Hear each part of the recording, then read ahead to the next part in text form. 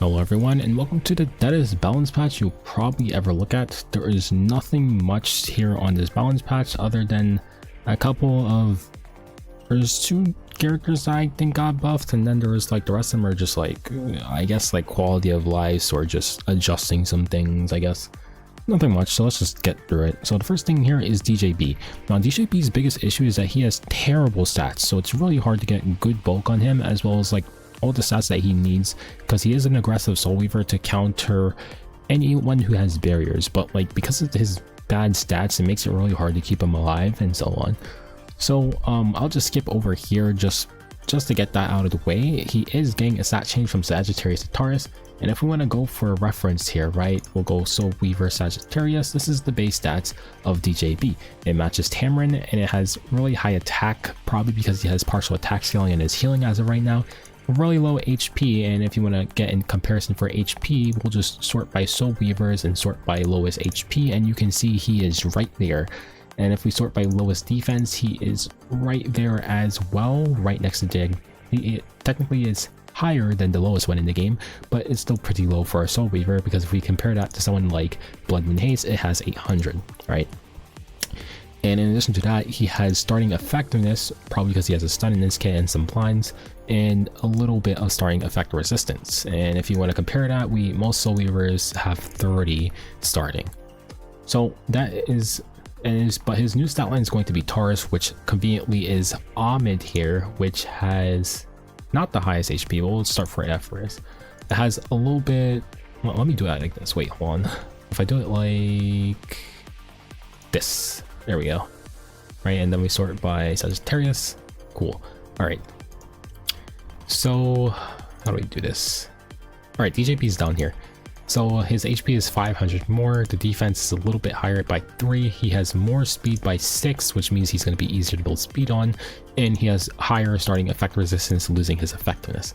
So that's going to be his new stat line, which definitely is going to work out a lot better for him, especially when this changes here. So there's no more attack scaling on the S1, and the soul burn change is now 10. The 10 souls is really valuable, which means you can actually soul burn more often, so you can have more heals for your team, which is actually pretty great.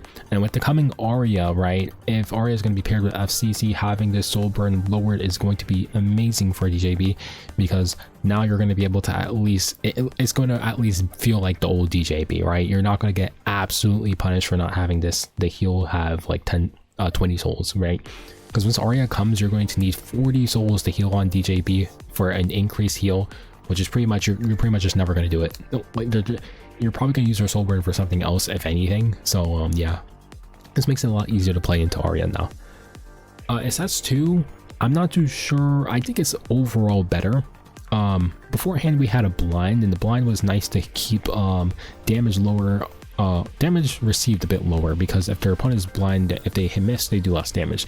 At the same time, using a blind debuff to mitigate damage is kind of partially unreliable, because if they do still hit you, then you still take the damage. I do think this right buff though is pretty good, because now you have the barrier inversion, which snaps off the barrier and then it dispels 2 debuffs. So this is almost like a 3 buff strip on DJB, and then he pushes you back, which means that you get a little bit more control on your team, which is actually pretty damn good. And then last but not least, the damage reduction on this S3 is now not restricted to a critical hit, because as you may know, there is a lot more things in this game that do damage to you rather than just critical hits. So it makes him generally more usable and better. So not only does he have a better stat line now, but his damage reduction is now universal, and he has better... His healing is now non-restricted to attack, so you don't need to have random attack in your kit to maintain good healing for him, as well as maybe you want some effectiveness for this spell, but maybe it's not mandatory. But otherwise, all in all, I do think this is a really good buff for him, or a good direction to start with him. So he, especially with FCC being around the matter, I think this is pretty good. Now here's where the things start. Straze, literally all his S2 does is now dispel all buffs, sure. And now his S3 is non-conditional with attack. You just straight up get the 100% penetration, and that's it. Nothing else changed about him. So it doesn't really adjust anything that he's currently bad at right now. I guess this means you can build him more speed without needing to run like Tachi or something, I guess. But like, I don't know. I don't think this really changes much of his use case at all. so I don't think you're gonna see Straze much more. Maybe you will see a couple, but it doesn't really change his use case at all. So for that reason, I don't think this does anything for him at all. Hold that Yuffie now has 100% burn chance instead of 75, so she's more consistent. Her evasion chance is now non-conditional to the being at max HP. Now is if you're at 50% HP or more, which makes it a lot more better, because as of her old kit, if you literally just get tickled by anything, you lose your evasion, which kind of sucks, right? Now with this, you do have the ability to keep your evasion longer, which means her survivability stays up for longer. Her S3 now also has a 5% increase in combat readiness push, which any combat readiness push increase is kind of good. So I do think you're going to see a little bit more play. She is already highly played right now, so this little buff makes her a little bit easier to use. So that's always good to see for her. Tywin is now can proc more often, and now his this debuff dispel is now changed to defense break chance, and that is it. Literally, he's just more consistent in doing what he does, and he has a defense break, which I don't think that would make him see more play, because if his passive was good, people would have been using it before. And it's not that his passive is bad, it's just that he needs to be attacked for it to proc. So yeah, it's not gonna work too well for most cases. The defense break on S1 is of course insanely strong, but it's only 50%, which is slightly low. And which means it's not like, if you compare that to Ross has a 80% chance, but he does have that on an S2, which you can soul burn. So I guess that would be the difference. But I don't think that's going to once again bring Tywin into the meta, because if we really wanted Tywin for his passive, people would have already been using him, and this would have made him better, right? But even ambitious Tywin, right, who has a non-conditional like debuff dispel, like this one only works against movement debuffs, right, preventing movements, right? Tywin works against pretty much everything. So like in that, if ambitious Tywin is not seeing a lot of play, I highly doubt that this Tywin would see a lot of play either. I guess it could be a DDR counter in a way, I suppose, but like Tywin still needs to be attacked for this to proc. That's kind of the biggest issue with him. And then they increase the defense. Oh, makes it 75, I guess. Okay, that makes it 75.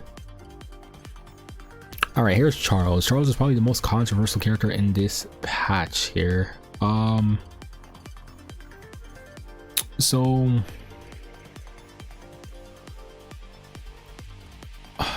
basically what changed here is that his debuff dispel is now a higher chance.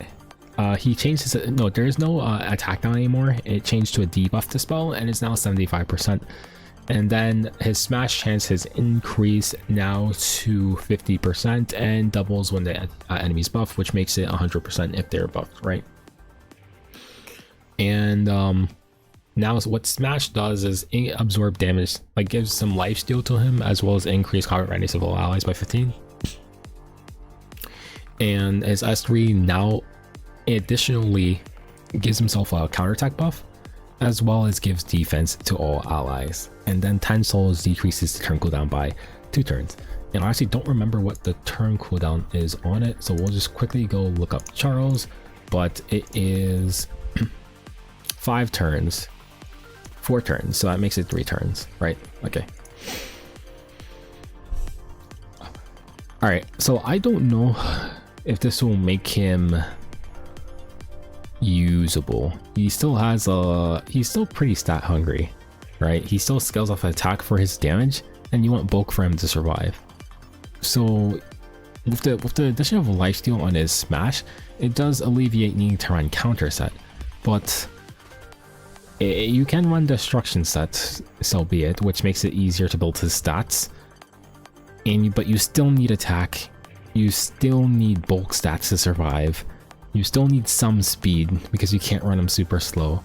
And now with the addition of counterattack buff, if you want to keep his counterattack buff, you need to build effect resistance, right? And he does have a debuff dispel in his S3 if you run this E, which I guess you can do that if you don't want to run the extra smash proc chance. Which I'm pretty sure they actually changed that. Yes, they did. They just changed it to dispel chance, and they changed this to damage out by smash. So you can probably run the debuff dispel, right? Which you can get every 4 turns or every 3 turns, but if there's a stripper afterwards, then you just lose the counterattack buff. So I don't know how you're supposed to play him, because if you want to play for his counterattack buff, you need to play ER, and he's already too stat hungry enough to play ER. So if you don't want to play him ER, then you're kind of stretching yourself for your damage stats, right? Because he needs bulk, and he's not HP scaling, so you need attack, which was kind of his biggest problem. He's really stat hungry. Now, if you don't want to play him for his damage, right, then there comes the issue of if you want to play him as like an Aureus tank or something, right? So that way you can play him for his combat readiness push. Then his healing doesn't do much because you're not critting. So because you're not doing damage because you build him as an Aureus tank, his smash healing is not that good. Now, of course, granted, you can play him for his other things, but then his healing is kind of useless if you're playing for Aureus tank. He does give defense buff to all allies, which is pretty good if you want to play him as Aureus tank. And then the combat readiness push is good if you want to play him for Aureus tank. But he's just too stat hungry. That's his main issue. He's too stat hungry. So if you want to build him as a damage dealer, you're kind of stretching your stats for attack. And if you want to build him as an Aureus Knight, then you're losing out on some of his functions of his kit. So that's kind of really the biggest issue of him, right? Now he might be really cool as an Aureus Knight because then you can do stuff like when he counterattacks, he freaking smashes and then pushes everyone. But you need ER to keep this counterattack buff to do this off turn to get the increase. It's kind of really too. I don't think it really helps him.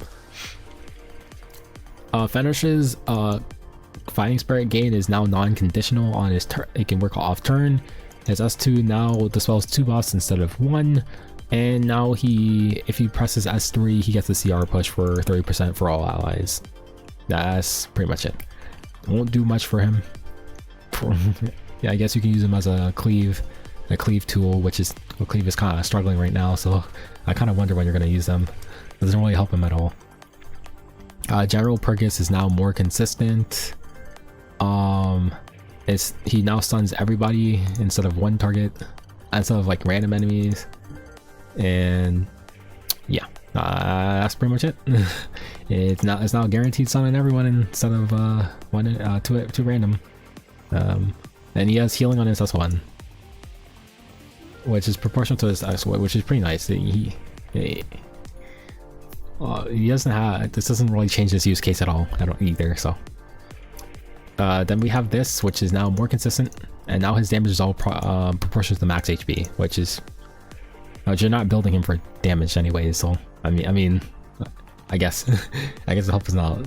You're not really building him for damage, but I guess he has 100% provoke chance, and that was damage is proportional to max HP. So that's pretty much it. And then this now can proc when you're on any attack that's a non-crit. So this can work on anyone who has AoE and non-crits. I don't know who could use it, but hey, because it's a warrior artifact, so I guess you could put it on Arya so she can double burn you. And then this here is pretty interesting in my opinion. The glow wings is now based off of max level, and the level barriers are actually usually pretty good. The biggest downfall now is that actually no, never mind, it's the same. Yeah, it's not proportional to level. Level barriers are pretty good. But yeah, that's pretty much it. I think Xander put it really well. Poor balance patch. Pretty much everything here is. Yeah, it's a 2 out of 10. There's nothing much here. This doesn't change the gameplay loop at all. You're probably the only character you're going to see is DJB, which was already starting to be played from last season because of CC coming out, and by last season I mean preseason. And then the only other character is Holiday Euphine, which is once again was already being played from last season. Preseason. I keep saying last season, I mean preseason, right? And then maybe Charles just to try him out, but he might get. I think he's just gonna get bullied. Yeah, that's pretty much it. Nothing much here. So I'll catch you guys in the next one.